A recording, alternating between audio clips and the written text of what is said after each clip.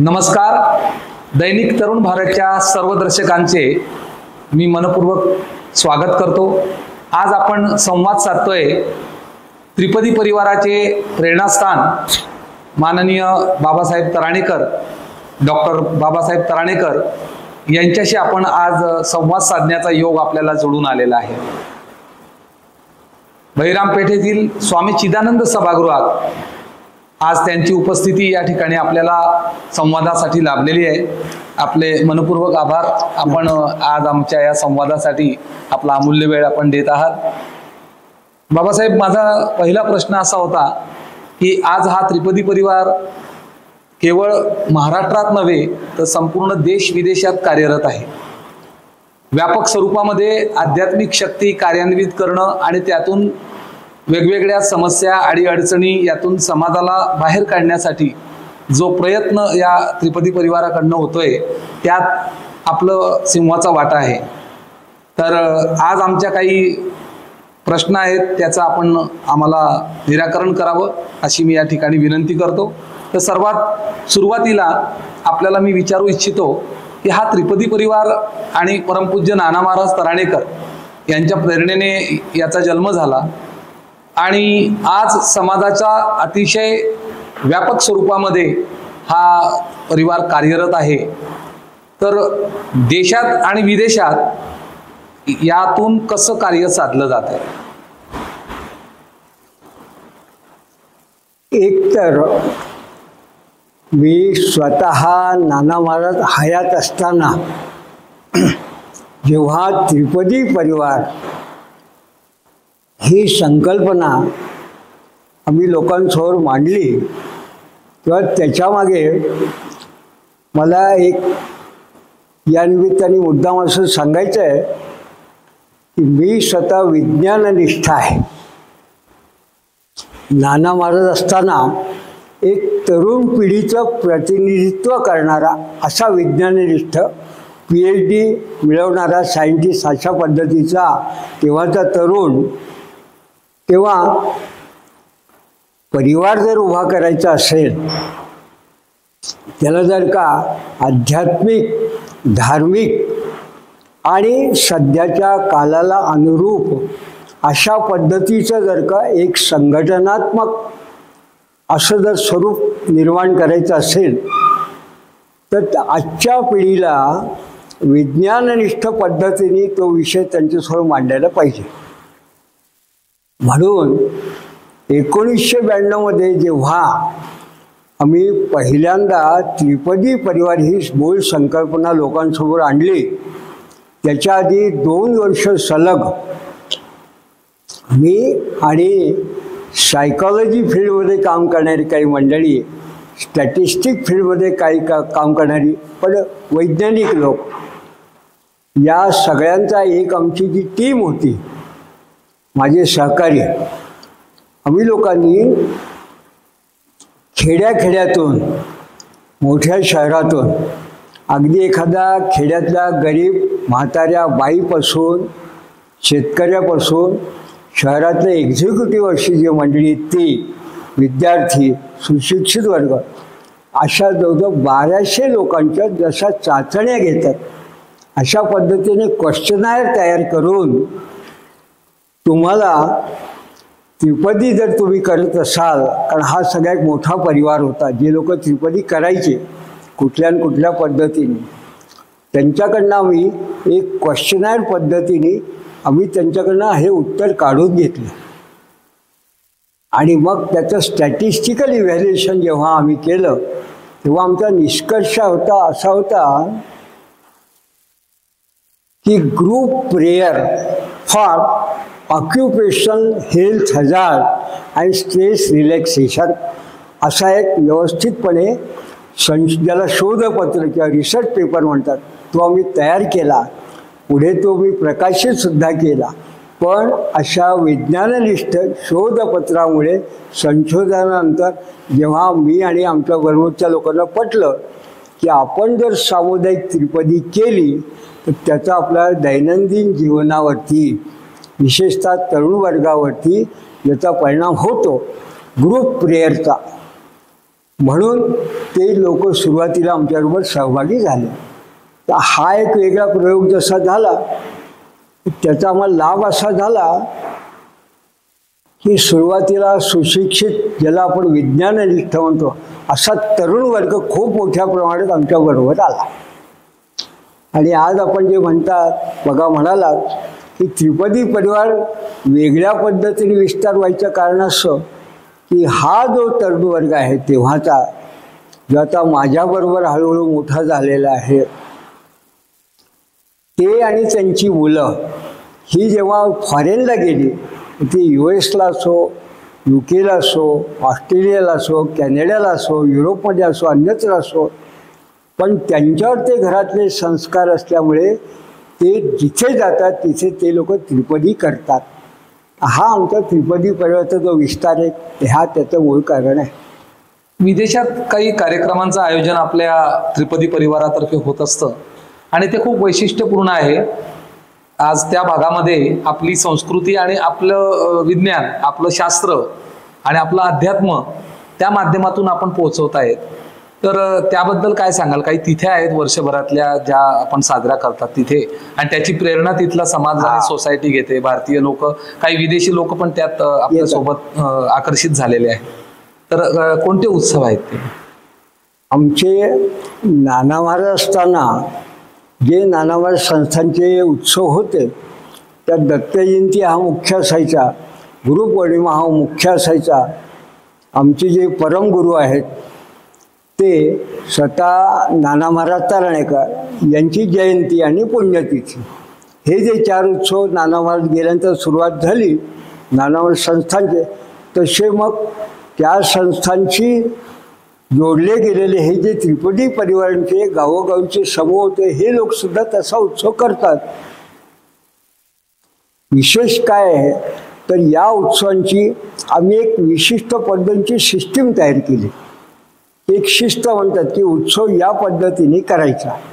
सकाळी उठून ही जी पदं आहे या पदांनी काकड आरतीची सुरुवात करायची, त्यानंतर अभिषेक करायचा, त्यानंतर काही पदं नाना महाराज असताना जी त्याला आम्ही प्रभाती म्हणतो ती भजनं सादर करायची. त्यानंतर साधारणपणे महाप्रसाद पूजा वगैरे झाल्यानंतर संध्याकाळी सामुदायिक त्रिपदी आरती आणि जर कोणाची गायन वादन वगैरे अशी हजेरीची इच्छा असेल असाही जो क्रम आपल्याकडे भारतात आहे तो क्रम ही जी मंडळी मुलं परदेशात गेली यांना तो क्रम कसा फॉलो करता येईल याच्याकरता आम्ही जवळजवळ आजपेक्षा 20 वर्ष आधीपासून अशी जशी लहान मुलांना क्रमिक पुस्तक असतात अशा पद्धतीने प्रत्येक आमच्या त्या कार्यक्रमाच्या उपक्रमाची लहान लहान पुस्तिका तयार केल्या, त्यांना दिल्या. नंतरच्या काळामध्ये तेव्हासुद्धा काही लोकांनी व्हिडिओ त्याचे नेले, त्यांनी ती मुलं शिकली. काही लोक आता तर PDF फॉर्ममध्ये सगळ्या दूर जातात, ऑडिओ विज्युअल तर तेव्हाही होतं, आता आणखी विशेष आहे. पण आता तर लाईव्ह बघता येतं. त्यामुळे आता त्या लोकांना तिकडे उत्सव करायचा असेल तर आम्ही त्यांना सांगतो की तुमच्या सोयीने भारतातल्या तिथीचा विचार करू नका, फक्त आपला मूळ उद्देश त्या उत्सवाच्या निमित्ताने एकत्रीकरण होणं हे महत्त्वाचं आहे. म्हणून त्या सगळ्यांच्या सोयीच्या दृष्टीने एखादा रविवार सुट्टीचा दिवस असा पाहून त्या लोकांनी यायचं आणि त्या क्रमाने दिलेल्या पद्धतीने अगदी सुरुवातीला पुस्तक पाहून सुद्धा पण तो कार्यक्रम करायचा. अशा पद्धतीने कार्यक्रम तिकडे सुरुवातीला जेव्हा सुरू झाले तेव्हा मला स्वतःला सुद्धा यात कितपत यश येईल हे सांगता येत नव्हतं. आज मात्र अंशतः मी समाधानी आहे की आज अशा पद्धतीचे उत्सव उत्तम पद्धतीने ते लोक करतात. कारण 10-10, 12-12 वर्ष त्या लोकांना आता पाठांतर आहे, ते इंडियात येतात तेव्हा इथल्या उत्सवात सहभागी होतात आणि आता तर ते इथल्या उत्सवामध्ये ऑनलाईन सहभागी होतात. आणि वेगळ्या पद्धतीने सांगायचं तर आता आणखीन एक सोय झाली आहे या गेल्या काही वर्षात की तिकडल्या उत्सवात इथे बसून त्यांच्या घरच्या लोकांना आणि माझ्यासारख्याला त्यांच्या उत्सवात सहभागी होता येतं ऑनलाईन. हा एक मोठा विज्ञानाचा आपल्याला लाभ आहे असं मी समजतो. गुरुजी, कोरोना काळामध्ये आपण एक विवाह सोहळा सुद्धा म्हणजे भारतात तुम्ही होतात आणि त्या ठिकाणी त्याची आपण उपाययोजना त्यांना करून दिली आणि त्यात एक वेगळं पण होतं, तर त्याबद्दल काय सांगाल आपण? मुळामध्ये आपल्याकडे कोरोनाची परिस्थिती वेगळ्याने काही सांगायची गरज नाही, कारण नियमानुसार प्रत्येकाच्या स्वास्थ्याकरता जास्तीत जास्त खबरदारी घ्यायची म्हणून ज्या काही नियम आपण ते सगळ्यांनी पालन केलेले आहे. त्यामुळे आज आपण इथे जे सगळे लोक आहोत त्या नियमांचं व्यवस्थित पालन केल्यामुळेच आपण इथे आहोत, व्यवस्थित राहतोय. कारण लोकांची काय अवस्था झाली आपण बघितली आहे. पण घरातल्या घरात सुद्धा अमेरिकेसारख्या ठिकाणी जेव्हा गेल्या 2-3 वर्षाचा तो जो कालावधी होता त्यात काही लोकांना इंडियामध्ये येणं शक्य नव्हतं. भारतात त्यांच्या स्वघरी त्यांना येणं शक्य नव्हतं. त्यांच्या आईवडिलांना पॅरेंट्सला तिकडे जाणं शक्य नव्हतं. आणि मग अशा वेळी जर का एखाद्या कुटुंबातल्या एखाद्या व्यक्तीला ते जर तिकडल्या बाजूला त्यांना तशी सूट असेल किंवा शक्य असेल तर त्यांनी त्यांच्या भागात जर विवाह करायचा असेल तो कसा करता येईल याच्याबद्दल जेव्हा त्या लोकांनी विचारणा केली तेव्हा मग आम्ही त्या काळात ऑनलाईन पद्धतीने आमची जी वेद पाठशाळा आहे तिथले आचार्य आणि गुरुजी लोक, मी स्वतः इंदोर संस्थांमध्ये बसून त्यांच्या टायमिंगप्रमाणे US आम्ही लोकांनी इथून ऑनलाईन त्यांना मार्गदर्शन केलं. त्या लोकांनी तिथे मराठी मंडळी असल्यामुळे त्यांना आधी सुरुवातीला देवाची मांडणी कशी करायची, यज्ञ करायचा असेल तर त्या पद्धतीचे मंत्र कसे म्हणायचे, विधी कसा करायचा हे सगळं आधी त्यांना PDF फॉर्ममध्ये आधी पाठवलं. त्यांनी त्याचा वाचलं आणि मग त्या घरात जी 4-5 मंडळी होती त्या लोकांनी मिळून व्यवस्थितपणे तो विवाह सोहळा स्वतः त्यांनी केला. विशेष मला सांगायचं असे की असा एक विवाह सोहळा ज्याला मी जॉईन झालो होतो त्या सोहळ्याला ऑनलाईन आम्ही जॉईन झालो. त्या पद्धतीने 250 ते 300 लोक अमेरिकेतले आणि इंडियामधून लोक जॉईन झाले होते. कारण मुलाकडले आणि मुलीकडले सगळे नातेवाईक मंडळी अशा पद्धतीने उत्तम पद्धतीने सोहळ्यात त्या काळात सुद्धा आम्ही करू शकलो. यासोबत आणखी मला एक प्रश्न विचारायचा आहे, तर आपण विज्ञान आणि अध्यात्म याची सांगड कशी घालाल? एक प्रश्न असा आहे, लोक असं समजतात की अध्यात्म आणि विज्ञान याला तरुणांच्या भाषेत बोलायचं तर वॉटरटाईट कंपार्टमेंट असं समजतात. कारण अध्यात्माचा विषय हा लोक धार्मिकतेकडे नेतात आणि त्यांना असं वाटतं की आपण जे काही पूजा पाठ पारायण जप वगैरे करतो हे सगळं अध्यात्म म्हणजे धार्मिक कर्मकांड म्हणजे अध्यात्म. आणि याच्या विरुद्ध काही न करणं, फक्त सायन्स वगैरे सध्याचं वर्तमान सायन्स जे आहे त्याच्याविषयी जर काही विचार केला त्याला आपण विज्ञान असं म्हणतो. पण माझं स्वतःचं मत असं आहे, मी जेव्हा अनेक शास्त्रांचा अभ्यास केला त्यात इंडस्ट्रियल सायकॉलॉजी, एन्व्हायरमेंटल सायकॉलॉजी अशा प्रकारचे जे काही सायकॉलॉजीच्या वेगवेगळ्या पद्धतीचे अद्ययावत अशा सध्याचे विज्ञानाचे शाखा आहेत. त्या सगळ्यांचा एक निकष असा आहे की साधी सोपी व्याख्या अध्यात्माची अशी आहे, आधी म्हणजे मन आणि आत्म म्हणजे प्राण. तर स्वतःच्या मनावरती आणि प्राणशक्ती किंवा प्राणशक्ती म्हणजे तुमचं श्वसनगती ज्याला ब्रीदिंग टेक्निक म्हणतो. म्हणजे आपल्याकडे लोकांनी व्याख्या अशी केली की घेता सो सोडीचा अहम ऐसा चाले सोहम सोहम. म्हणजे श्वास घ्यायचा, पूरक करायचा, कुंभक करायचा, रेचक करायचा, हा जणू काही एक सोहम असा एक मंत्र आहे. म्हणून त्याला आध्यात्मिक दृष्टीने त्याला सोम साधना म्हटलं. आम्ही त्याला असं म्हटलं की साधारणपणे हा एक क्रिया आहे, प्राणायामाची क्रिया आहे. मग अशा पद्धतीने जर प्राणायाम केला तर त्या प्राणायामाचा हा संबंध हा स्ट्रेस रिलॅक्सेशन प्रोग्राम याच्याशी होऊ शकतो. आणि टेन्शन किंवा स्ट्रेस फ्री कंडिशन कोणाला नको आहे? तरुण वर्गाला, विज्ञानवादी लोकांना सगळ्यात जास्त त्याची गरज आहे, कारण त्यांना ताणतणाव जास्त असतात. विशेषतः फक्त मी म्हटलं तर मी प्रवचन देऊन अमुक करा तमुक करा तणावमुक्ती होईल तसं सांगता येत नाही. पण मी जेव्हा काही प्रत्यक्ष प्रयोग केले आणि PIP आरा फोटोग्राफी किंवा सध्याच्या ESCT स्कॅन असं जे काही तंत्र आलेलं आहे, अर्थात मी विज्ञाननिष्ठ वैज्ञानिक असल्यामुळे मला त्या मंदिरमध्ये राबता आहे माझा, ते जेव्हा मी बघितलं आणि मी जेव्हा असं बघितलं की प्री आणि पोस्ट अशा पद्धतीने तुम्ही जर का विशिष्ट जप किंवा प्राणायाम किंवा प्रार्थना करण्याच्या पूर्वी तुमची जी मनोजैविक अवस्था असते ती CT स्कॅन पद्धतीने किंवा एक्सरे पद्धतीने बघता येते. आणि त्यानंतरसुद्धा जर बघितली तुम्हाला डिस्टंट असा चेंज दिसतो, फरक दिसतो, आणि हा फरक हा पॉझिटिव्ह असतो.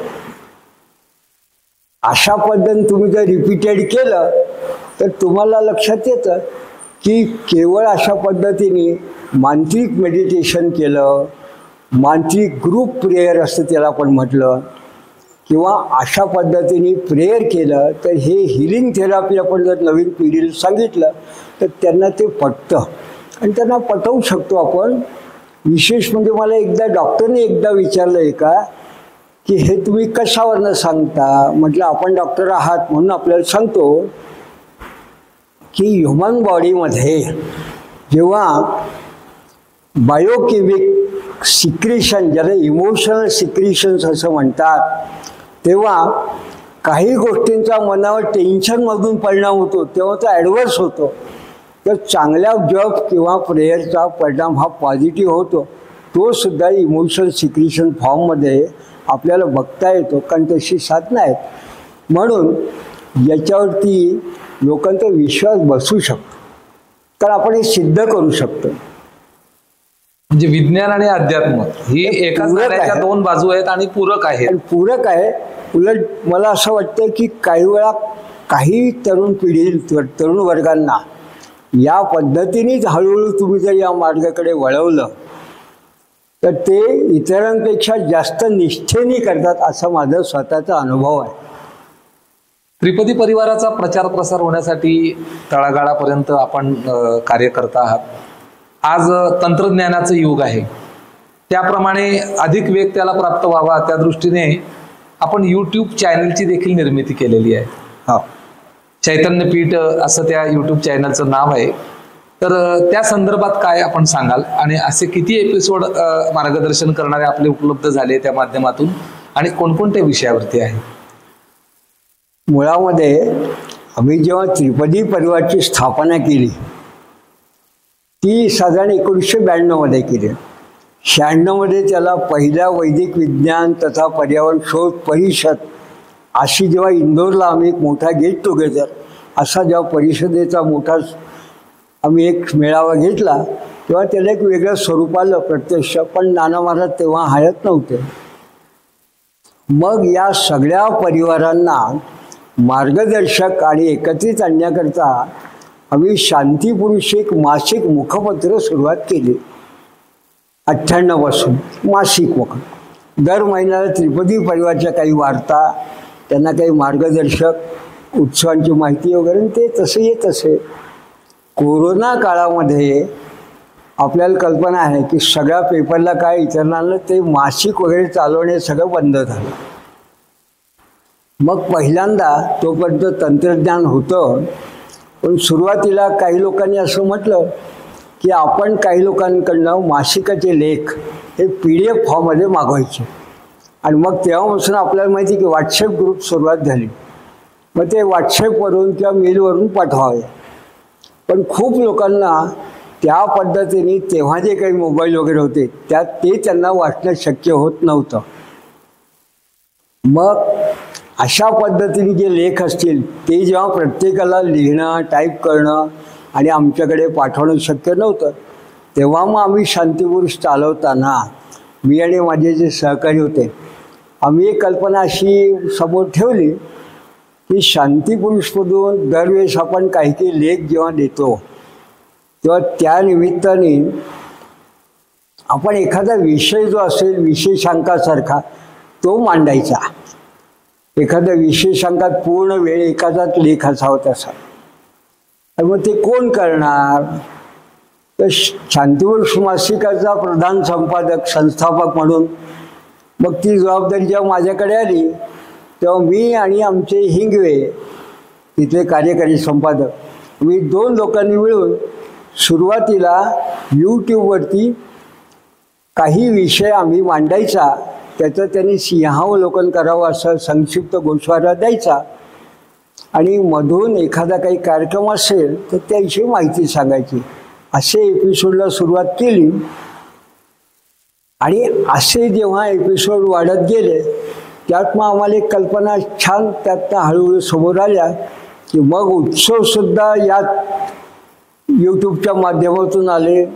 मग काही लोकांनी अशी कल्पना मांडली की आम्हाला प्रत्यक्ष नागपूरला येणं आम्हाला शक्य नाही आहे, तर आम्हाला जर पूजा करायची असेल तर एका एपिसोडमध्ये मी प्रदोष पूजा याबद्दल बोललो आणि त्यावेळेस मी ऑनलाईन इतर संस्थानात करतात त्या कशा पद्धती करता येतं ते सांगितलं. मग काही लोकांनी अशी विनंती केली की आपण चैतन्यपीठावरती जर अशी ऑनलाईन पूजेची व्यवस्था तुम्ही करू शकाल तर आमच्या वतीने तिथले गुरुजी पूजा करतील का? मग आम्ही त्यांना होकार दिला आणि अशा पद्धतीने प्रदोष पूजा सुरुवात झाली. मग प्रदोष पूजा, लाईव्ह उत्सवाचे कार्यक्रम आणि मग महिन्यातनं एकदा मासिकाच्या ऐवजी दर आठवड्याला शनिवारी एक प्रवचन सेवा, अशा पद्धतीने जे एपिसोड सुरू झाले तर आज मला या निमित्ताने मला सांगायला आनंद वाटतो की केव्हा तरी कोरोनाच्या त्या काळाच्या आधीमध्ये तो एपिसोड सुरुवात झालेला आहे. आज 263 एपिसोड अव्याहतपणे सुरू आहे. सुरेख. एकूण किती दर्शक लाभ घेत आहेत त्याचा? साधारणपणे माझा अंदाज असा आहे की 2 ते 2.5 लाख लोकांनी आत्तापर्यंत त्याचा लाभ घेतला आहे, कारण ते व्ह्युअरशिप दिसते आपल्याला त्याच्यामधून. आणि आमचे काही मोठे कार्यक्रम जेव्हा असतात जे याच्यामध्ये मी धरत नाही पण चैतन्यपीठात आहे, त्यातल्या एका त्रिपदीच्या विशिष्ट एपिसोडला तर साधारण 4 ते 5 लाख लोक एकदम जॉईन झाले होते आत्तापर्यंत, त्यांनी योग घेतला असं मला लक्षात आलं. काही मोठ्या कार्यक्रमांना 2000, 2500 असे लोकसुद्धा एकदम जॉईन होतात, बघतात, ते लक्षात येतं. पण एक साधन या निमित्ताने उपलब्ध आहे असं मी समजतो.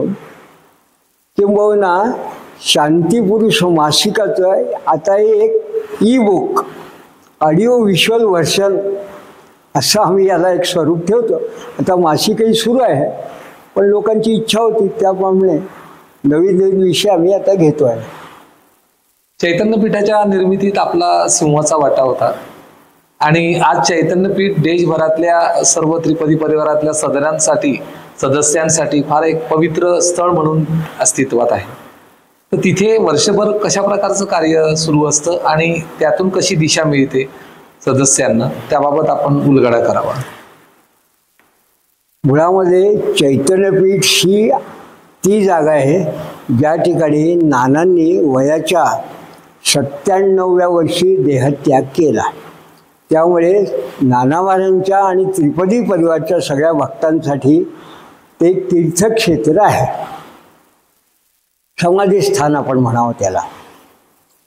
पण ते समाधी स्थान गावाच्या मध्यवर्ती असल्यामुळे आणि त्या ठिकाणी एक साधं जसं आपण म्हणतो की एक छोटा प्लॉट असणाऱ्या छोट्याशा प्लॉटमध्ये 3 खोल्यांचं एखादं घर असावं, अशी ती घर होतं भाड्याने घेतलेलं, करंदीकर म्हणून तेव्हाचे.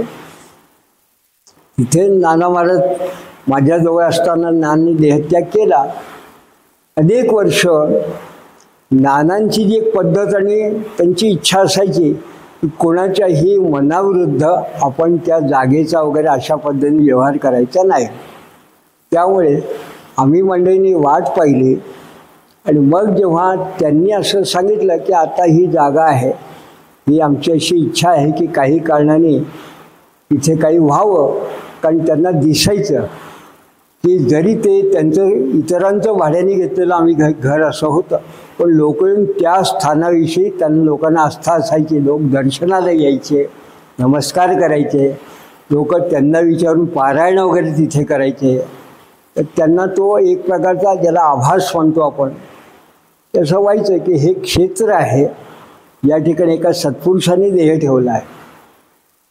म्हणून साधारणपणे 2012च्या आसपास त्यांनी जेव्हा अनुकूलता दिली तेव्हा मग शांतीपुरुष सेवा ट्रस्ट हा जो नागपूरचा आहे या मंडळीने मग त्यांच्याशी वाटाघाटी करून व्यवहार करून मग ती जागा पहिल्यांदा आपल्या ताब्यात घेतली आणि मग तिथे चैतन्यपीठ नावाची ही जी नानांची खऱ्या अर्थाने एक स्मारक आहे, सिद्धस्थान आम्ही म्हणतो, समाधी स्थान, ते त्या ठिकाणी उभं राहिलं. पण मला एक विशेष असं सांगायचं आहे की नाना स्वतः गृहस्थाश्रमी होते, त्यांनी काही संन्यास घेतला नव्हता, पण त्यांचं गाणगापूर या दत्तक्षेत्रात 2 वेळी यतिपूजन झालं.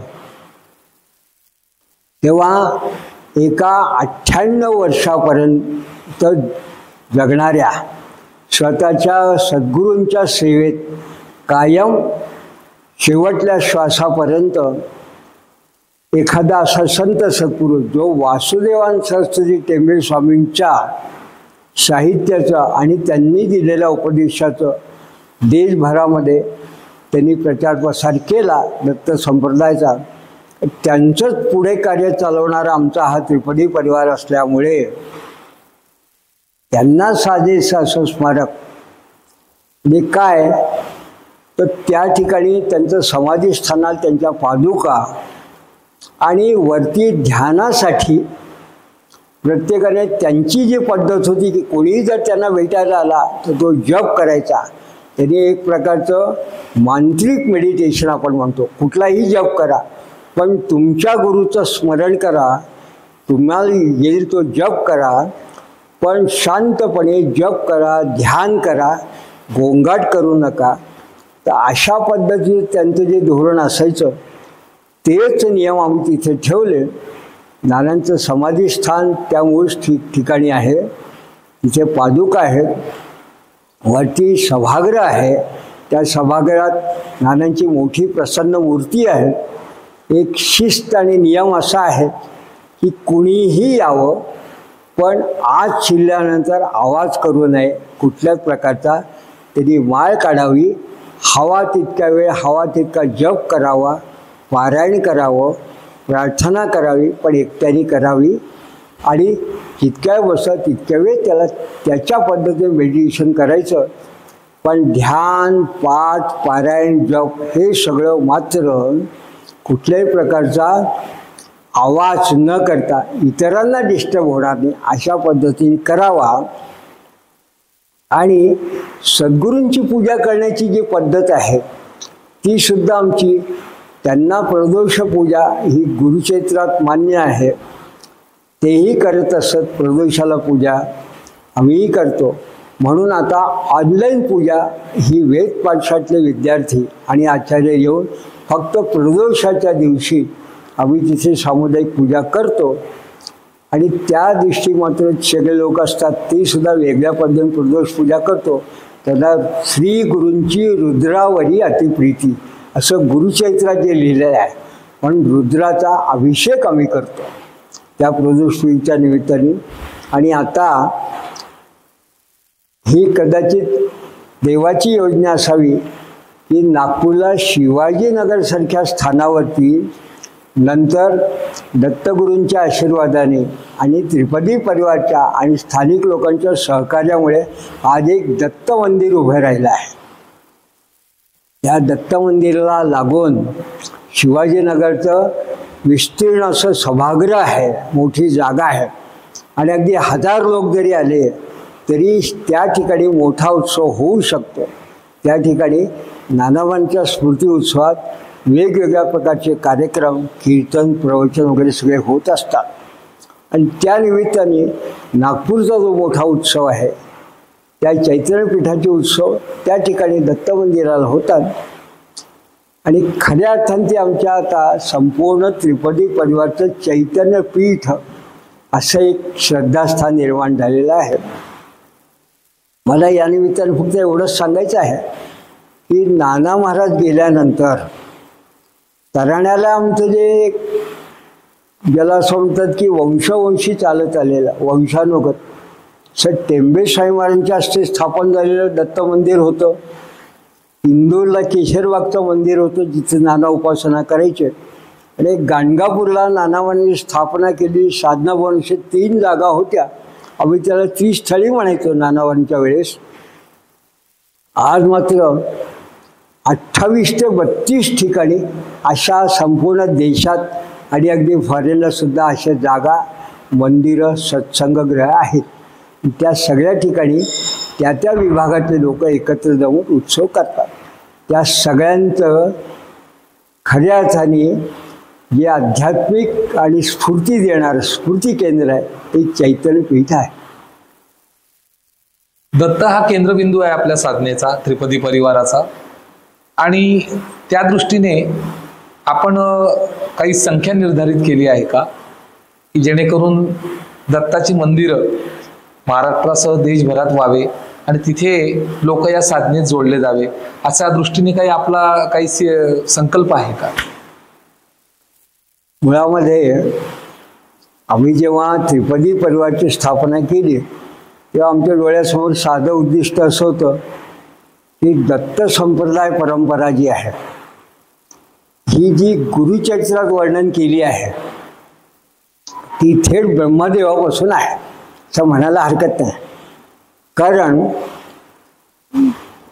गुरुपद्धती नमस्कार या नावाचं एक जे पुस्तक आहे लहानसं संहिता, त्यात एक श्लोक असा आहे की ब्रह्म ब्रह्मा शिव वसिष्ठ शक्तिश्चैव पराशर व्यास शुक गौड सवित गोविंदश्चैव शंकरा. ही परंपरा आहे थेट ब्रह्मदेवापासून शंकर म्हणजे शंकराचार्यांपर्यंत.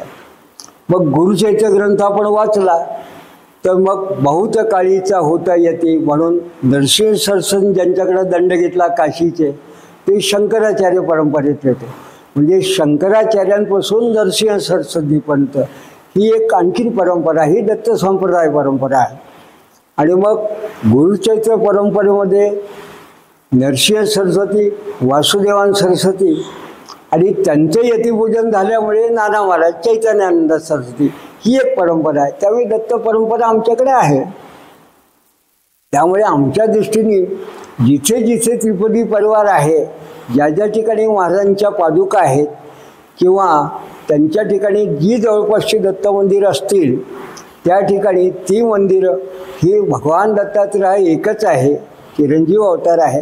त्यांनी त्या ठिकाणी जावं आणि त्यांच्या सहकार्याने उत्सव साजरे करावे अशी आमची कल्पना आहे. त्यामुळे जिथे नसेल तर स्थानिक लोकांना वाटलं तर आम्ही दत्त मंदिराची काही ठिकाणी निर्मिती केली आहे, नाही असताना केली आहे निर्मिती. दिल्लीला दत्त मंदिर जे आहे त्याची स्थापना नानावांच्या हस्ते झाली आहे. भोपाळला दत्त मंदिर झालेलं आहे. झाबुआसारख्या ठिकाणी आदिवासी भागात दत्त मंदिर आहे. गोंदियाला दत्त मंदिर आहे. या ठिकाणी मंदिरं नव्हती, ती त्रिपदी परिवाराच्या साह्याने झाली. फॉरेनला दत्तमूर्ती स्थापन झालेल्या आहे. पण काही ठिकाणी जुनी मंदिरं होती त्याचा जीर्णोद्धार केला, तिथे दत्तमूर्ती केल्या.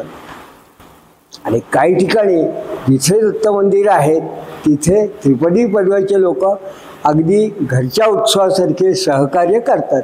कारण वेगळ्या मंदिरापेक्षा सामुदायिक तिथे त्रिपदी करणं आणि त्यांना सहाय्य करणं असं आमचे त्यांना दंडक आहे. त्यामुळे अशी संख्या मी म्हणत नाही, पण आमच्या दृष्टीने जितक्या त्रिपदी परिवाराच्या शाखा आहेत त्या प्रत्येक त्यांचं जिथे ते त्रिपदी करतात तिथे ज्या पादुका आहेत ते म्हणजे एक त्यांच्या दृष्टीने मंदिरे अशी आमची कल्पना आहे. आणि स्वामी महाराजांनी सांगितलं आहे गुरुचरित्रात की जिथे पादुका असतील तिथे ते कुठल्या कुठल्या स्वरूपात आहे. धर्म आणि अध्यात्म याकडे आपण कसं पाहतो? आज धर्माची जी व्याख्या आहे ती समाज वेगवेगळ्या पद्धतीने त्याच्यावर विचार करत असतो. तर निश्चित धर्म आणि अध्यात्म यांचं नातं कसं आहे याचा आपण विशद करावं. खरं म्हणजे हा प्रश्न जो आहे हा व्यक्तिसापेक्ष आहे असं मी असं अगदी समजू शकतो किंवा मला प्रामाणिकपणे सांगायचं आहे. प्रत्येकाची धर्माची व्याख्या वेगळी आहे, अध्यात्माची सुद्धा त्याचा पाहण्याचा दृष्टिकोन वेगळा आहे. स्वधर्मो निधनम श्रेय, परधर्मो भयावा असं गीता वचन हा प्रत्येकजण म्हणतो. पण आप्त आणि स्वकीय यांचं संरक्षण करणं हा एक स्वधर्म आहे. हा जसा त्यातला उद्दिष्ट आहे त्याप्रमाणे मी जे कर्मकांड करतो ते कर्मकांड जे करत नाही ते इतर धर्मीय असेही मानणारे काही लोक आहेत. मग हा धर्म जो आहे हा केवळ कर्मकांड प्रधान आहे का काही विशिष्ट फक्त एक समूहाने करण्याची एक विशिष्ट पद्धती आहे? हा विचार खूप व्यापक याकरता आहे की मी एक साधं उदाहरण आपल्याला असं सांगतो की आपण जर उत्तरेकडे गेलात तर उत्तरेकडे आपल्याला बद्रीनाथसारख्या ठिकाणी बर्फ पडतो. मग त्या ठिकाणी जर सोहळ्याची आपली कल्पना दक्षिणेसारखी आपण म्हटली तर एखादा माणूस उघड्या अंगाने गार पाणी घेऊन तसं स्नान त्रिकाळ करू शकत नाही. व तिथे तुम्हाला स्वेटर कोट वगैरे घालून करावं लागेल. मग जसं बद्रीनाथच्या तिकडे तुम्हाला बर्फात जर का काही पारायण करायचे असतील तर सर्वसामान्य माणूस ते काही गार पाण्याने त्रिकाळ वगैरे करणार नाही. तर इकडे तुम्ही असा कोट वगैरे गरम कपडे घालून त्याची गरज नाही केरळ खालच्या भागाला. त्यामुळे इकडलं सोहळं वेगळं तिकडलं सोहळं वेगळं. त्याच पद्धतीने कर्मकांडाच्या पद्धती वेगळ्या आहेत. मी जेव्हा उत्तर दक्षिण पूर्व पश्चिम वेगवेगळी सगळी क्षेत्र फिरलो तेव्हा मला असं लक्षात आलं की लोकांच्या फक्त कर्मकांडाच्या पद्धती नाही, खाण्यापिण्याच्या सवयी नाही, तर त्यांच्या वेगवेगळ्या ज्या पद्धतीचे नैवेद्य असतात त्याचे प्रकार वेगवेगळे आहेत. कारण खाण्यापिण्याच्या सवयी होते. त्यामुळे मग सामील घेणं हे धर्मानुकूल आहे की धर्मविरुद्ध आहे हा काही लोकांचा विचार असेल. किंवा फक्त उपास म्हणजे साबुदाण्याचं काही खाणं किंवा निर्जला करणं. मग ते स्मार्थ पद्धतीने म्हणजे शैवांची एकादशी का वैष्णवांची एकादशी म्हणजे हे सगळे धर्माचे खूप वेगवेगळे त्याला व्यापक आहे. म्हणून एक साधी संकल्पना अशी आहे की धर्मो रक्षति रक्षिता. एक विशिष्ट समूह हा ज्या पद्धतीने एक पारंपरिक पद्धतीने सनातन पद्धतीने एखादी विशिष्ट जेव्हा जीवनशैली त्या शैलीने जगत असतो त्या शैलीचं त्या सनातन पद्धतीचं रक्षण करणं हे म्हणजे खऱ्या अर्थाने धर्मरक्षण आहे. आणि हा जो समूह आहे हे एकट्या दुकट्याचं काम नाही आहे, हे समूहाचं काम आहे. आणि या समूहामध्ये हा जेव्हा एकसंघपणे करतो तेव्हा तो जो जेव्हा धर्माचं रक्षण करतो तेव्हा धर्म त्या समूहाचं रक्षण करतो. याच्यातला एक अंतर्गत विचार असा आहे की जर आपण समूह असं म्हटलं सनातन तर या समूहामध्ये सुद्धा काही ज्ञातीभेद असतील, काही वैचारिक भेद असू शकतात, कर्मकांडाचे भेद आहे. अगदी रुद्र जरी म्हटला तर यजुर्वेदी वेगळा आहे, ऋग्वेदी वेगळा आहे. अशी जर का जर भेद असतील तर कोणी जो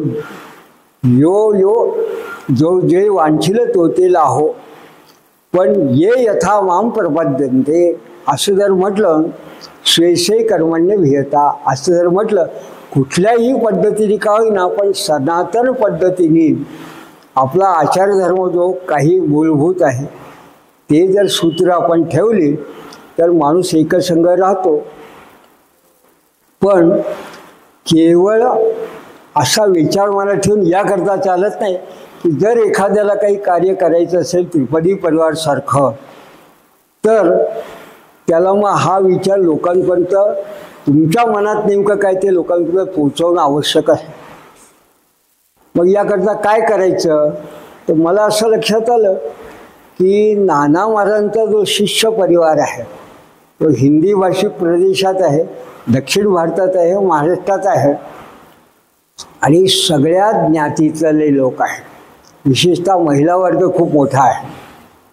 मग जेव्हा काही वेळा असा प्रसंग आला की शास्त्रशुद्ध पद्धतीने वैदिक जी मंडळी कार्य करतात त्यांचं एक नियमावली असते, अर्थात ते शास्त्राप्रमाणे योग्य आहे की काही कर्मकांड हा वैदिक ब्राह्मणांनी करावं, काही कर्मकांड इतरांना करता येत नाही. मग यातला त्या लोकांना जर एकत्र आणायचं असेल तर त्रिपदी परिवाराने काय केलं, तर त्रिपदी परिवाराने काही अशा संकल्पना समोर आणल्या. त्या संकल्पना अशा आहेत, आम्ही जेव्हा पितृयाग करतो तेव्हा आम्ही असं म्हणतो की व्यास स्फूर्ती आहे, हरित स्फूर्ती आहे, याज्ञवल्क्य स्फूर्ती आहे, अशा काही स्मृती आहेत, त्यात देवल स्मृती आहे. त्यांनी असं म्हटलं आहे की पुराणोक्त नाममंत्राने आणि तंत्र मार्गाने सगळ्याला यज्ञयागादी कर्मकांड करता येतं. तसंच या स्फूर्तींप्रमाणे शास्त्राधिकार जो आहे म्हणजे कोणता श्राद्धाधिकार, या स्फूर्तींच्या आधाराने हा जसा पुत्राला असतो तसा पत्नीलाही आहे, मुलीलाही आहे, सुनेलाही आहे आणि नातवालाही आहे. आणि अशा पद्धतीने महिलांनासुद्धा पितृतर्पण वगैरे करता येतं. कारण त्यांनी जर कोणीच केलं नसेल, पुरुष मंडळी नसतील तर कोण करणार, कार्यच केलं तर धर्म कसा राहील. जर तुमच्याकडे कुळधर्म कुळाचार असतील आणि करता पुरुष घरात नसेल, मग कुळाचार घरातल्या महिलेने करणं चांगलं की ते बंद करावे, मग ते सुरू राहावे, तर धर्म टिकून राहील. या मताचं मी असल्यामुळे आम्ही पुराणोक्त नाममंत्रांनी आणि तंत्रमार्गाने अनेक प्रकारच्या अशा ज्या कार्यक्रम उपक्रमांची केली. त्यात आम्ही वास्तुशुद्धीकारक दत्तयाग होम आहे, आरोग्यवर्धक धन्वंतरी याग आहे, शेतकऱ्यांसाठी गोवर्धन याग आहे, सगळ्या महिला स्त्री पुरुष कुठलाही ज्ञातीभेद न करता कुणालाही कोणाचंही तर्पण करता यावं म्हणून पितृयाग आहे. अशा पद्धतीचे काही उपक्रम सुरुवात आम्ही केले. यात उद्देश एकच होता की धन्वंतरी याग जेव्हा केला तेव्हा डॉक्टर कुठल्या ज्ञातीचा आहे आणि त्यांनी पेशंट कुठल्या ज्ञातीचा हा काही विचार करण्याचं कारण नाही. तर आम्ही म्हटलं हा वैषज याग आहे, औषधीकारक दैवी चिकित्सा. दैवी चिकित्सा कुठलाही उपचारक डॉक्टर वैद्य कुठल्याही पेशंटला देऊ शकतो, म्हणून पारंपरिक पद्धतीने दैवी चिकित्सा म्हणून हा वैषज यात कोणीही सहभाग घेऊ शकतो. वास्तू हा फक्त अमुक ज्ञातीलाच कामाचा आहे असं नाही.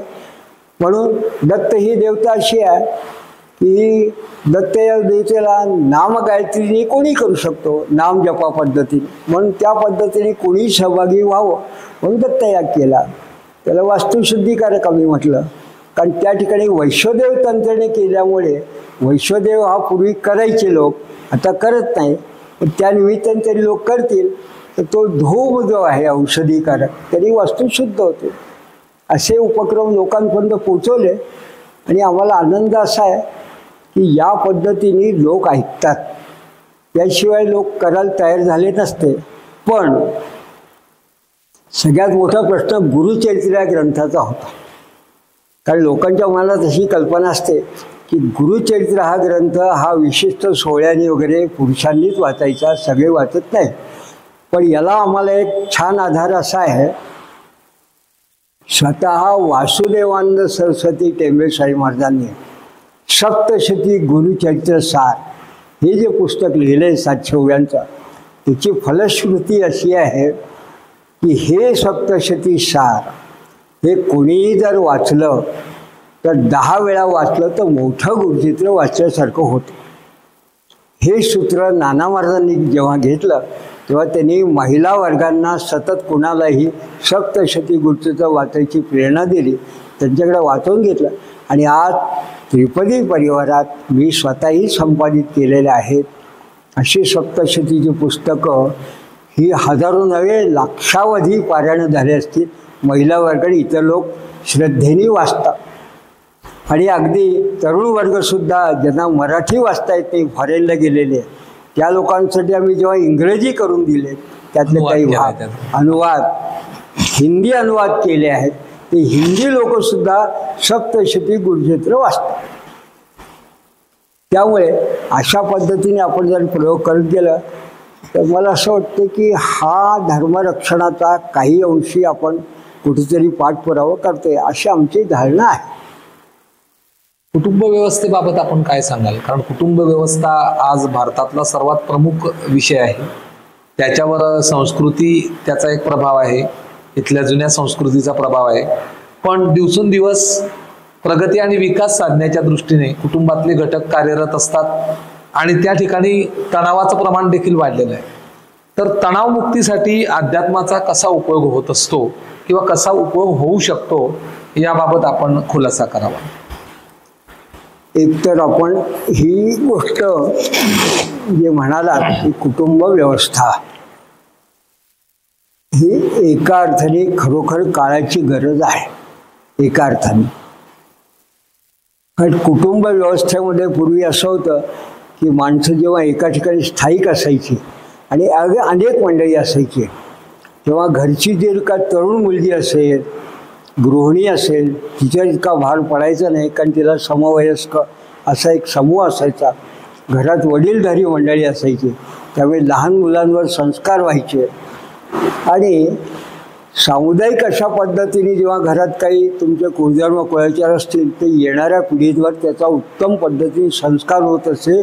नवीन येणाऱ्या मुलींना, सुनांना किंवा तरुण वर्गांना सुद्धा त्याचं एक प्रकारचं शिक्षण मिळत असे.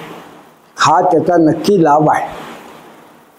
पण कालाय तस्मेनः नमः असं जर आपण म्हटलं, आज काय आहे की मोठा एक जो वर्ग आहे विशेषतः सुशिक्षित लोकांचा, हा नोकरी पेशा वर्ग आहे असं आपण म्हणतो, नोकरदार वर्ग आहे.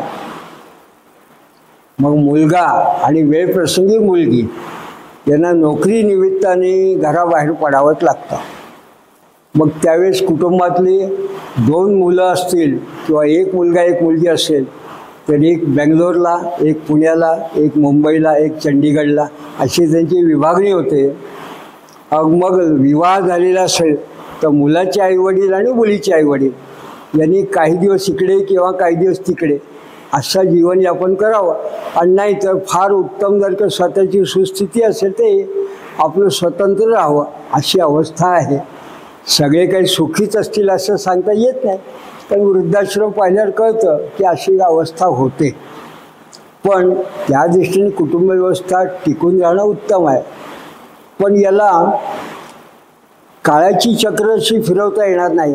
तसं ती बाहेरगावी गेलेली मंडळी त्यांना पुन्हा त्या मूळ स्थानावर येणे शक्य नाही आहे, कारण त्यांची उपजीविका आता त्याच्यावर आहे. आणि जुन्या मंडळींना आपल्या मूळ ठिकाणावरून त्या ठिकाणी जर सगळं सोडून गेले, फक्त कुटुंबाकरता तशी लोक जातात. व त्यांची मूळ स्थानाची एक प्रकारची नाळ असते, संबंध असतो, मनोबंध असतो, तो राहत नाही. नवीन ठिकाणी गेला त्यांना परकीयच वाटतं. अगदी मी असं बघतो की बेंगलोर किंवा पुण्यासारख्या ठिकाणी सुद्धा जे लोक जातात त्यांना ते सगळं नवीन वाटतं. फ्लॅट स्कीममध्ये त्यांना शेजारच्याची ओळख नसते, त्यामुळे काय करायचा प्रश्न असतो. या सगळ्या गोष्टींचा प्रत्येकजण आपापल्या पद्धतीने विचार तर करतो. आम्हाला फक्त एक गोष्ट या दृष्टीने आम्हाला किंचित असा एक समाधान असं आहे की आम्ही जेव्हा त्रिपदी परिवारची स्थापना केली तेव्हा त्या त्रिपदी परिवारामध्ये एक गोष्ट अशी अनुभवाला आली की काही वर्षानंतर जेव्हा गावोगावी त्रिपदी परिवाराच्या शाखा या जेव्हा हळूहळू एकत्र यायला लागल्या, काही ठिकाणी लहान गावात आठवड्यातनं, मोठ्या गावात महिन्यातनं ते लोक एकत्र यायला लागले आणि उत्सवाच्या निमित्ताने त्यांचा संपर्क वाढला. त्यातनं एक छान गोष्ट अशी लक्षात आली की जळगाव किंवा भुसावळचा जर एखादा मुलगा असेल कोणी, जर तो बेंगलोरला गेला आणि तो जर का इथल्या त्रिपदी परिवाराच्या एखाद्या व्यक्तीला भेटला आणि त्यांनी जर कुठे भेट झाली तर आम्ही सांगतो की अरे बेंगलोरला गेला ना तर बेंगलोरला आपला त्रिपदी परिवार आहे, तिथे तू जा. तिथे गेल्यानंतर तुला एकच करायचं की त्यांची या दिवशी त्रिपदी असेल त्या दिवशी तिथे जा तर तो तिथे गेला की मग त्या ठिकाणी जे 15, 20, 25, 30 लोक असतात, बहुतेक लोक मराठी आहेत, मग ते लोक विचारपूस करतात तू कुठला, मग कोणी म्हटलं अरे तू खानदेशचा का. मी असे खूप अनेक उदाहरणं आहेत. मग कोणी म्हटलं तू खानदेशचा का, मग कुठला, तरी म्हटलं जळगावचा, मग तरी झालं मी 40 गावचा. कोणी म्हटलं की मी बऱ्हाणपूरचा. अशा ओळखी निघतात आणि मग काय होतं, या मुलांना हळूहळू एक प्रकारचं वेगळ्या पद्धतीने कौटुंबिक असं वातावरण मिळतं. मग इथल्या लोकांना आम्ही सांगतो काळजी करू नका, तिथल्या परिवार त्याला आहे, तो तिथल्या परिवारात आहे. या उलट मुंबईसारख्या ठिकाणी जेव्हा इथले वृद्ध लोक गेले, त्यांना असा प्रश्न पडला की तो मुंबईत एकट्याने काय करायचं, तेव्हा मुंबई तिरुपती परिवार तो त्यांना मिळाले आणि तिथे तरुण मुलं ती त्यांनाही मिळतात. ते सांगतात काका काही काळजी करू नका, तुमची चिरंजीव नसते, आम्हाला सांगा, काय मदत लागली आम्ही करतो. ते म्हणतात आम्हाला इथे परिवार मिळाला. आणि आज मी आपल्याला मुद्दाम सांगायचं की अशा लोकांना, अशी मंडळी US आणि UK मध्ये जेव्हा मिळाली, ऑस्ट्रेलियात, त्यामुळे आज तिकडे त्रिपदी परिवार हा टिकून, म्हणून आमचं परिवार हे नाव या अर्थाने सार्थ आहे. पण तरी आपण जे म्हणाला की कुटुंब हे अंतर जरी गेलं असेल तरी एक गोष्ट ते मनाने बांधलं जाणं अत्यंत आवश्यक आहे. त्या आड विज्ञान काही येत नाही. आध्यात्मिक विशिष्ट जर संस्कार मुलांवरती, कुटुंबावर असतील तर ती मंडळी मनाने निश्चितपणे बांधली जातात. त्यामुळे एकत्र येणं जरी शक्य नाही तरी एकमेकांची उत्तम पद्धतीने विचारपूस करणं आणि ज्याला आपण मॉरल बूस्टर म्हणतो, अशा पद्धतीने जरी त्यांचा संवाद असला तरी आजच्या काळात कुटुंब व्यवस्था टिकून राहू शकते. याला जोडूनच एक प्रश्न आहे आदरणीय बाबासाहेब, की यासोबत विवाह संस्था अडचणीत आलेल्या आहेत आणि एक वेगळं चित्र समाज बघतो आहे. पालकांना फार मोठं चिंतेचं वातावरण निर्माण झालेलं आहे. अनेक मुलांची वयं वाढून गेलेली आहेत, मुलींची सुद्धा वयं वाढत आहेत, मुलींच्या अपेक्षा खूप उंचावलेल्या आहेत. आणि अशा सर्व स्थितीमध्ये आपण आध्यात्मिकदृष्ट्या त्यांना काय मार्गदर्शन करू इच्छितात की ही विवाह संस्था पुन्हा सुदृढ होण्यासाठी, बलवान होण्यासाठी आणि पूर्वीसारखं एक चांगलं वातावरण निर्माण होण्यासाठी त्रिपदी परिवार किंवा आपल्या आध्यात्मिक शक्तीचा कसा विनियोग होऊ शकतो? मुळामध्ये हा प्रश्न इतका अवघड आहे की विवाह संस्था, सध्याचं वातावरण आणि मुलांवरती पाश्चात्य संस्कृतीची एक प्रकारची भुरळ ही जी आहे, बऱ्याच चांगल्या गोष्टी जशा तिकडनं येतात तशा अन्य गोष्टी ज्याला दूषित आपण म्हणू समाजातल्या त्या झिरपतात. त्यामुळे OTवरती वगैरे जे ही मुलं बघत असतात ते आता लहान मुलं मोबाईलवर बघतात.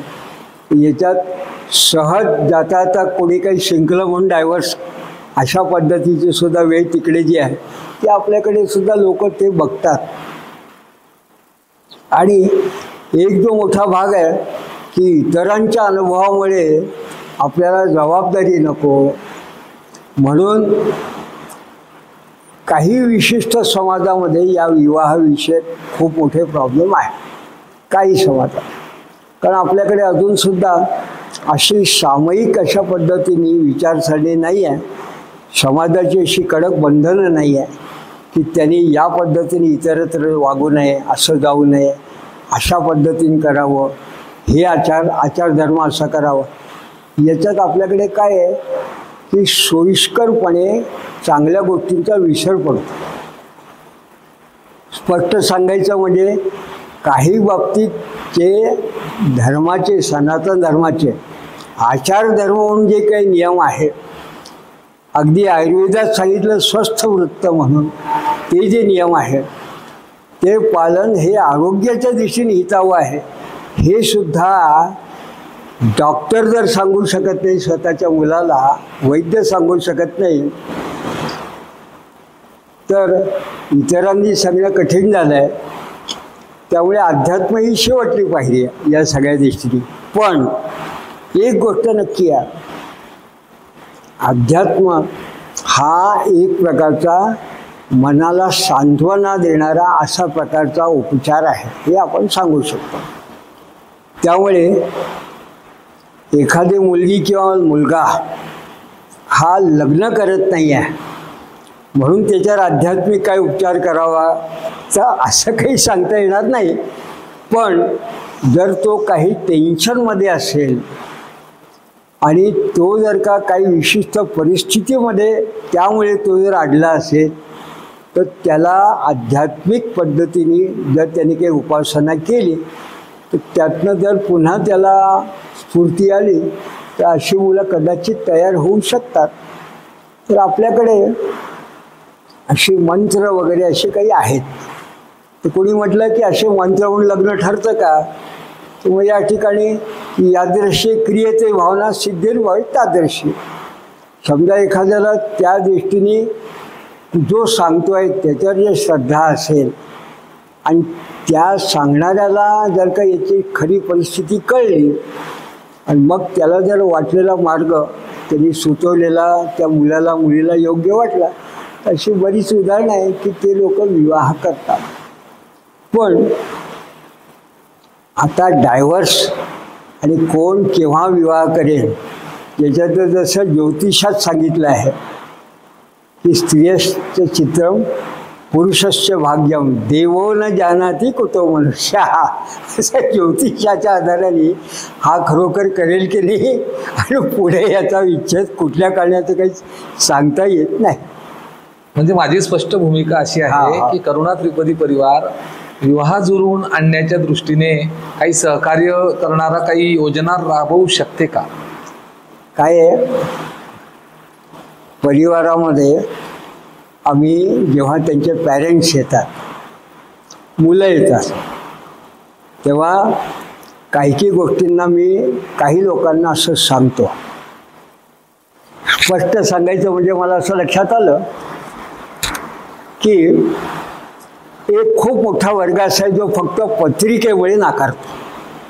पत्रिकेमुळे मग मी त्यांना सांगतो मी तुमच्यासोबत कुंडली तयार करतो, मला तयार करता येते. आता तर काय मोबाईलवर करतात.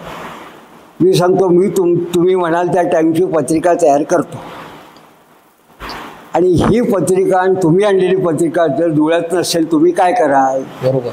पहिली गोष्ट. दुसरी गोष्ट एखादा ज्योतिषी असेल त्याला तुम्ही जर असा प्रश्न विचारला की तुम्ही वेळ कोणची घेतली पत्रिका तयार करताना, मुलाचा जन्म झाल्यावर पहिल्यांदा मुलाने आवाज केला म्हणजे त्याचं श्वासोश्वास रडला तेव्हा ती वेळ, का नालच्छेदन केलं त्याची नाळ कापली गेली ती वेळ, की डॉक्टरने किंवा नर्सने घड्याळ पाहून सांगितली ती वेळ, कोणची वेळ घेतली. आणि पत्रिका ही 1.5 ते 2 मिनिटांनी बदलू शकते. सूक्ष्म पत्रिका अशा बदललेल्या पत्रिका मी पाहिल्या आहे. पहिली गोष्ट जर अशा पद्धतीने मूळ पत्रिका तुम्हाला बघता येते का तयार करता येते का सांगता येत नाही. कारण लग्न पत्रिका लग्न काळ हा 1 ते 1.5 मिनिटांनी सुद्धा बदलू शकतो. घटिका अगदी. कारण त्रुटी किंवा लग्न हा जो काळ आहे त्यांचा पल विपल आणि मग घटिका असं जे आहे 2.5 घटिका 1 तास. तो सूक्ष्म काळ हा 1.5-2 मिनिटांनी पत्रिका बदलते. उदाहरण सांगायचं म्हणजे 11:32 जर एखाद्या मुलाची पत्रिका तयार झाली आणि मुलीच्या पत्रिकेशी जुळवली तर ती पत्रिका आपल्याला ज्याला असं म्हणतात की षडाष्टक जे आहे ते मृत्यू षडाष्टक योग दाखवतं. आणि 11:40 जर पत्रिका तयारी केली ती प्रीती षडाष्टक दाखवते. मग हा मधला 5 मिनिटाचा 7 मिनिटाचा कालावधी कोणी कॉन्फिडेंटली सांगू शकतं का? पण बहुतेक पत्रिका मृत्यू षडाष्टक प्रीती षडाष्टक मंगळ आहे मूळ नक्षत्र आहे अशा कारणाने लोक नाकारतात. आम्ही सांगतो की अनेक वेळा वयाच्या 28 नंतर अनेक ग्रह निस्तेज होतात. अर्धा आयुष्य निघून गेलेलं असतं. पहिली गोष्ट.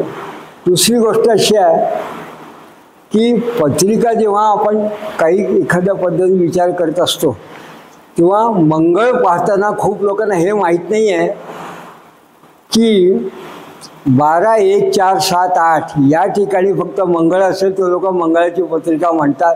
पण या ठिकाणी अन्य ग्रह असतील, मुलाच्या किंवा मुलीच्या दुसऱ्याच्या पत्रिकेत अन्य ठिकाणी अन्य ग्रह असतील तर तो मंगळ निश्चयच होतो, त्याची ती पत्रिका चालते. हे बघणाऱ्याला माहीत नसतं, ते फक्त मंगळ पाहून हो नाही करतात. असे ज्योतिषशास्त्रात खूप गोष्टी आहेत ज्याच्यामुळे या पत्रिका जुळतात. सगळ्यात महत्त्वाची गोष्ट एक नाड. एक नाड म्हटली तर मी शेकडो अशी उदाहरणं पाहिली की एक नाडीने लग्न केली आणि त्यांना मूळबाळ झालं, सगळं झालं. काल सर्प योगाची पत्रिका आहे, 50 वर्षापर्यंत काहीही झालं नाही, व्यवस्थित आहे. अशा लोक असतात. तरीही लोकांच्या मनात आहे की पत्रिका जुळवायची. मी पहिल्यांदा सांगतो, वयाच्या 26-28 नंतर पत्रिकेचा विचार करू नका. पहिली गोष्ट. ज्ञातींचा विचार केव्हा करायचे? जेव्हा आमच्याकडे ऋग्वेदी पद्धतीने, आमच्याकडे यजुर्वेदी पद्धतीने आम्ही सामवेदी आहोत. ही कर्मकांडाची पद्धत. आमच्याकडे कुळाचार वेगळे, तुमचे वेगळे. आता कुळाचारच नाही, त्यामुळे यात काय भेद आहे? आणि भाषेचा संपर्क हा आणखीन पलीकडे गेला. दक्षिण भारतातला ब्राह्मण कानडी बोलतो तर आपल्या इकडला मराठी बोलतो. वऱ्हाडी आणि आपल्या लोकांतील फरक आहे. त्यामुळे करायचं की नाही हा नंतरचा प्रश्न आहे. पण ब्राह्मण कमीत कमी तसं जर काही शिथिल केलं तर अनेक वेळा शक्य आहे की शैक्षणिकदृष्ट्या योग्य वगैरे असे असतील तर भाषा वेगळी असेल किंवा पत्रिका वगैरे न पाहता केली तर विवाह होऊ शकतात. त्यामुळे बरेच ठिकाणी अशा कारणाने फक्त पॅरेंट्समुळे जे विवाह होत नाही, मुलं बाळा काही पत्रिका बघत नाही, मुलगा मुलगी पत्रिका बघत नाही, ते फक्त करिअर बघतात. पण निष्पक्ष 28 नंतर करिअर हे लाईफ लॉंग करता येईल, विवाहाचे निश्चिती नाही, कारण पुढचं आयुष्य आहे. म्हणून आम्ही एवढंच सांगतो की जे पॅरेंट्स येतील, मुलं येतील, त्यांना सांगतो की योग्य वेळी जर विवाह केला तर आरोग्यदृष्ट्या आणि धर्माच्या दृष्टीने ते खरोखर योग्य आहे आणि त्याचा लाभ तुम्हालाच होतो. या सोबतचाच एक प्रश्न आहे की या सारख्या विषयांमध्ये पितृदोषाची सुद्धा एक भूमिका मानली जाते. पितृदोषाबद्दल एक भय न्यूनगंड समाजामध्ये आहे. तर दत्तभक्ती आणि पितृदोष याचं काय नातं आहे, आपण आपल्या भूमिकेतून आम्हाला मांडावं. अगदी सहज जरी आपण बघितलं तर पूर्वीपासून लोकांना काय वाटायचं की गाणगापूरला गेलं की तिथे आरती सुरू झाली की लोक घुमायला लागतात. पण याचा अर्थ काय की ते घुमायला लागतात म्हणजे काही पितृदोष असेल तर तो त्या ठिकाणी बाहेर निघतो. पण व्यवस्थितपणे जर का उपासना त्यांनी केली, संगमावर जाऊन स्नान केलं की तो निघून जातो. एक साधी गोष्ट आहे. मग गुरुचरित्र जर का एखादा माणूस व्यवस्थितपणे पारायण करू शकत असेल मग पितृदोष निघायला हरकत नाही. मग त्याच्याकरता काय करावं? त्यांनी गुरुचरित्राचं पारायण करावं, गुरुची उपासना करावी. गुरुची उपासना कशाकरता करावी? तर त्याचे जे गुरु असतील त्याच्याकडं मिळालेला जो मंत्र असेल त्या मंत्राचा जप करावा. आणि नाही मिळाला तर पंचांगात गुरुचे मंत्र दिलेले असतात, गुरुचा मंत्र, त्याची उपासना करावी. का करावी? त्याचं एक वेगळं कारण आहे. याचं कारण असं आहे की पत्रिकेमध्ये राहू आणि केतू हे सप्तम स्थानावर असतात 180 डिग्रीने. सगळे ग्रह जर का एका बाजूला असतील, डावीकडे किंवा उजवीकडे, तर त्याला कालसर्पदोष असं म्हणतात. आणि कालसर्पदोषाकरता मग जो कोणी उत्सुक सांगतो की त्र्यंबकला जा, दक्षिणेत कालास्तीला जा, गुजरातमध्ये जायचं असेल तर कर्नाळीला जा किंवा अन्य ठिकाणी जा आणि त्या ठिकाणी पिंड पितृयज्ञ, त्रिपिंडी वगैरे, नारळ बळी, नागबळी वगैरे करा. का? तर तुमच्या पत्रिकेत तसा दोष आहे म्हणून. हे ज्योतिष म्हणून जर सांगायचं म्हटलं तर आम्ही असं म्हणतो की तुमच्या पत्रिकेत जर गुरु हा बलिष्ठ असेल तर इतर ग्रह याच्यावर ते निश्चितपणे त्याचा प्रभाव पडतो. गुरु चांगला असेल तर इतर ग्रहांचा काही फारसा दुष्परिणाम होत नाही. आणि गुरु चांगला नसेल तरी इतर ग्रह चांगले असतील तर त्याचा लाभही होत नाही. म्हणून तुमच्या पतीने जर गुरु बलिष्ठ केला तर मग राहू केतूला व्यायचं कारण नाही. दुसरं एक शास्त्र असं आहे, शिवे रुष्टे गुरुस्त्राता गुरु रुष्टे न कश्चता, असं गुरुगीताकार म्हणतात. म्हणजे गुरुचा कोप झाला तर शंकर काही सांभाळत नाही. शंकर सांभाळलं तर शंकर रागवलं तर गुरु सांभाळतो. शिवे रुष्टे गुरुस्त्राता गुरु रुष्टे न कश्चता तस्मात सर्व प्रयत्नानं श्री गुरु शरणं व्रज. शंकर रागवला तर गुरु सांभाळून घेतो. मग कालसर्प कोणाच्या अधीन आहे? शंकराच्या अधीन. म्हणून शंकराच्या जवळ जाऊन आपण उपासना करतो. मग जर का गुरुची उपासना केली तर शंकर अधीन होता. जर शंकर अधीन झाला तर त्याच्या अंकित असणारे कालसर्प तेही अधीन आहे. असं जर का लॉजिकली आपण सांगितलं तर गुरु उपासना केल्याने जर एखाद्याने तसं केली, गुरुचरित्र पारायण आहे, गुरुची उपासना, विशिष्ट पद्धतीचं गुरुवार आहे, किंबहुना गुरु म्हणजे भगवान दत्तात्रय यांची सात्विक उपासना, तांत्रिक नव्हे सात्विक उपासना अशी जर केली तर आपल्याला या कालसर्प पैतृक दोष याचा किंचितही विचार करू नये असं माझं स्पष्ट मत आहे. आपण पर्यावरण तज्ज्ञ आहात, भूगर्भाचं आपल्याला विशेष ज्ञान आहे. तर आजची जी पर्यावरणाची स्थिती आहे आपल्या राज्यातली, देशातली, ही दिवसेंदिवस चिंताजनक होते आहे. अनेक प्रकारचे विकार लोकांना त्याच्यातून होत आहेत. तर निश्चित आता यात सुधारणा होण्यासाठी काय उपाययोजना केल्या पाहिजे किंवा आपण त्यात कसं सहभागी झालो पाहिजे याबाबत आपण मार्गदर्शन करावं. एक मला या निमित्ताने मुद्दाम असं सांगायचं आहे, ॲज अन एन्व्हायरमेंटल वर्कर किंवा एन्व्हायरमेंटलिस्ट म्हणून, तर मी PhD केलं आहे वॉटरशेड मॅनेजमेंट वगैरे. माझा PhDचा टॉपिक होता ट्रीटमेंट वगैरे. मी असं म्हटलं की लोकांची वृत्ती बदलणं कठीण आहे लोकांची. कारण वर्षानुवर्ष जी लोकांना एक सवय लागली आहे ती सहजासहजी घरातल्या 4 माणसांची आपण म्हणतो की त्यांच्या सवयी बदलत नाही, तर पूर्ण देशातल्या कोट्यावधी लोकांची वृत्ती एकदम बदलेल असं होत नाही. म्हणून त्यांना आपण सुशिक्षित करून पर्यावरणाच्या सगळ्या गोष्टी त्यांच्यापर्यंत पोचवणं हे काम एकट्या दुकट्याचं किंवा एखाद 2 संस्थांचं नाही. विशेषतः याला अनेक फाटे आहेत, अनेक याला वेगवेगळे विचार आहेत. दुसरी गोष्ट, जागतिक पातळीवर जो पर्यावरणाचा दुष्प्रभाव आहे तो जेव्हा आपल्याला भोगावा लागतो तेव्हा त्याला आपण काही करू शकत नाही. आणि ग्लोबल वॉर्मिंग हे जर का जागतिक लेवलला असेल आणि त्यांनी जर का हिमालयातला बर्फ वितळत असेल, ग्लेशियर वितळत असतील, तर इथून जर आम्ही अमेरिकेतलं ग्लोबल वॉर्मिंग काही थांबवू शकत नाही. मग तोही एक भाग मोठा आहे. सीझनल व्हेरिएशन जे होतात ते आहे आणि त्यामुळे आपत्ती तर येत राहणार आहे. पण एक गोष्ट महत्त्वाची अशी आहे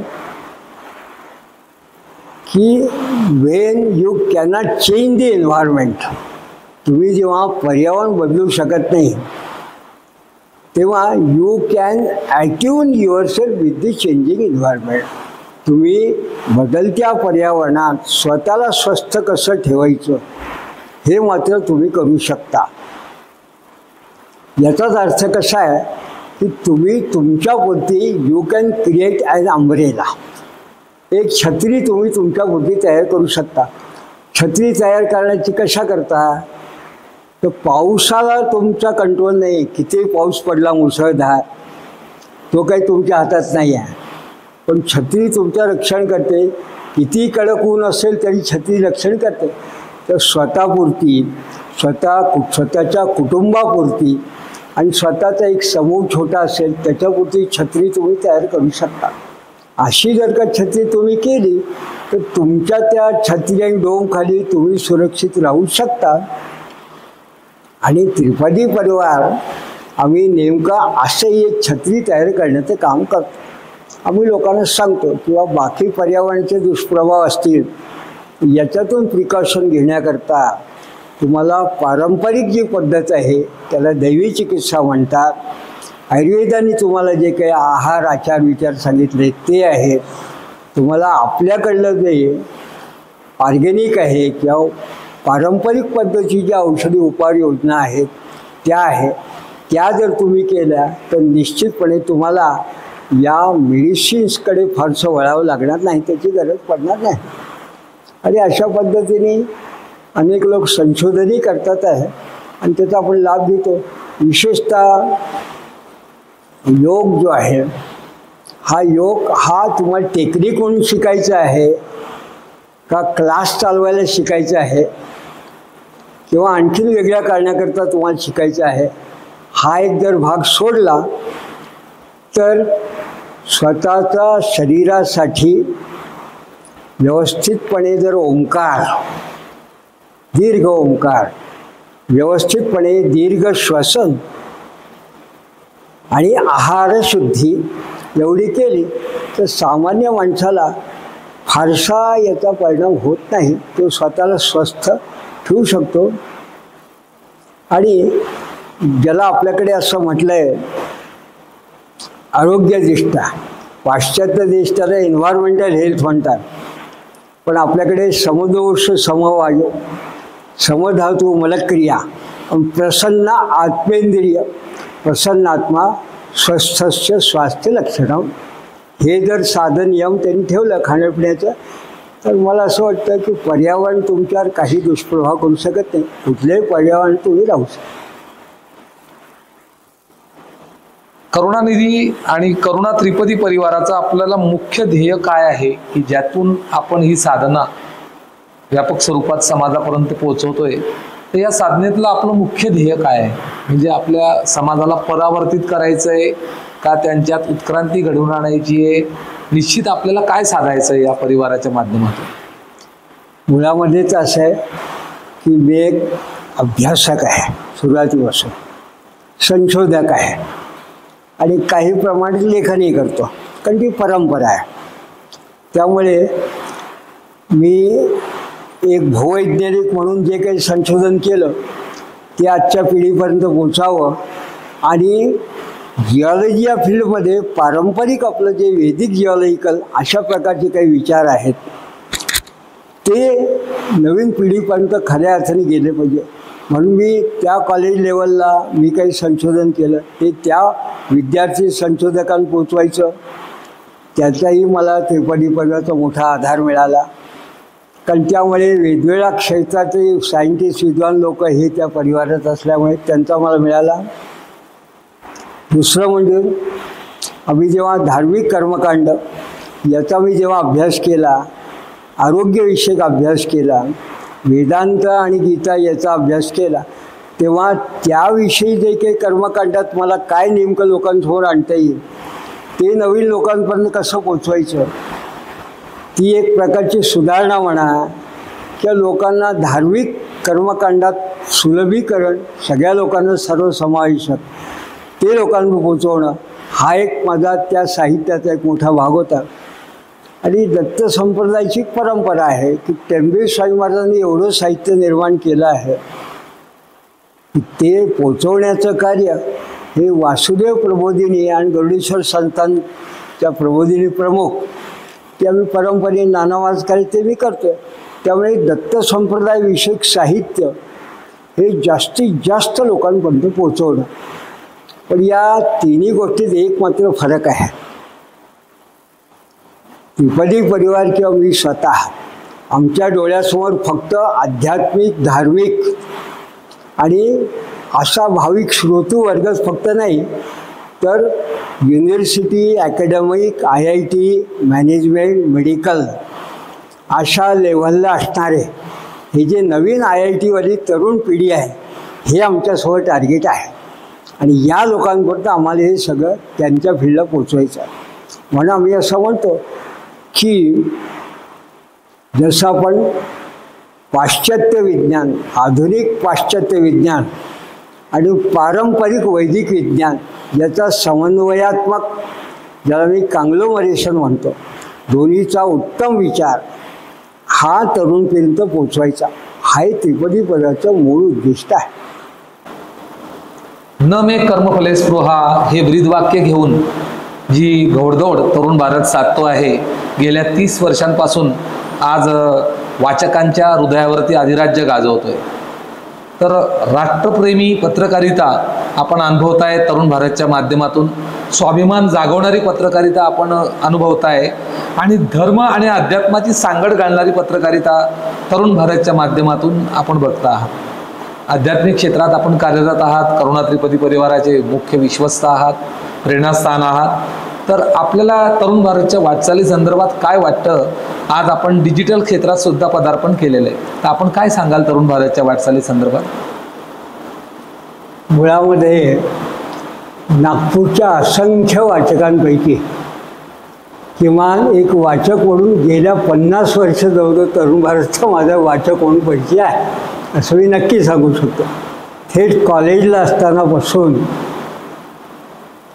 जी वेगवेगळी मंडळी तरुण भारताच्या संपादकपदी आली, त्यांचे महनी विचार मी तेव्हा ऐकले. विशेष म्हणजे त्या तरुण भारतामध्ये 1986ला पहिला पर्यावरण विशिष्ट जो विशेषांक तरुण भारताने संपूर्ण महाराष्ट्रात पहिल्यांदा काढला होता, पहिला पर्यावरण दिनानिमित्त. त्याच्यामध्ये वसंतराव गोवारीकर, डॉक्टर माशेलकर, थेरगावकर, OP वासुदेवा यांच्यासारखा दिग्गज आम्ही त्याला म्हणतो अशा वैज्ञानिकांबरोबर प्रदीप तराणेकर, आता मी बाबासाहेब म्हणतात, माझाही लेख त्या 86चा त्या पर्यावरण विशेषांकात प्रकाशित झाला होता आणि तो अंक अजून मी जपून ठेवलेला आहे 1986चा. त्यामुळे तरुण भारत हा मला कायम स्मरणात आहे. नाना महाराजांचा संबंध हा जसा नागपूरकरांना होता तसा तरुण भारताच्या मंडळींना परिचय होता. त्यामुळे नाना महाराजांनी देहत्याग केला तेव्हा भक्ती मार्तंडाचा अस्त अशा तरुण भारताने हेडलाईन असलेला जो काही त्यावेळेस संपादकीय होतं तेही माझ्या संग्रही आहे. त्यानंतरचे अनेक असे उत्तम विशेषांक माझ्याकडे आहेत. त्यामुळे तरुण भारत हा माझा एक आवडता वृत्तपत्र असा मी तरुण भारताचा वाचक आहे. तरुण भारत ज्या पद्धतीने विचार देतो, पत्र बातम्या देतात, वर्तमानपत्र बातम्या देतात, कदाचित दिशा देतात, पण एक विशिष्ट विचार म्हणजे आध्यात्मिक असो, विज्ञाननिष्ठ असो किंवा विशेषतः देशाभिमान आणि स्वदेश याविषयीची एक जणू काही स्वाभिमान असं जो काही वाढवणारा असा जो काही त्यातला एक अंतस्थ असा तरुण भारताचा जो एक साधारणपणे एक विचार प्रवाह अंतस्थ आहे. त्यात जी उत्तम पद्धतीने लेख लिहिणारे लोक आहे तो खरोखर वेगळ्या पद्धतीने दिशानिर्देश देणार आहे. म्हणून आजही जेव्हा मला वेळात वेळ मिळतो तेव्हा मी ऑनलाईन तरुण भारत कुठेही असतो तरी मी निश्चित वाचतो. आणि नागपूरला गेल्यानंतर तर तो नित्याचाच पेपर आहे. पण आज जळगाव तरुण भारताने सुद्धा जी वाटचाल केलेली आहे ती सुद्धा पाहून मला अतिशय आनंद वाटला. कारण देशकालोच्च संकीर्त्य असं जे शास्त्रात म्हटलं आहे, त्यामुळे स्थितीस्थल काल सापेक्ष अशा प्रगतिशील मार्गावर जर आपण चाललो तर सध्याच्या कॉम्पिटिशनमध्ये टिकून राहणं आवश्यक आहे. म्हणून ज्या डिजिटल माध्यमाची आज तरुण भारताने सुरुवात केलेली आहे याच्याकरता माझ्या अत्यंत मनपूर्वक शुभेच्छा.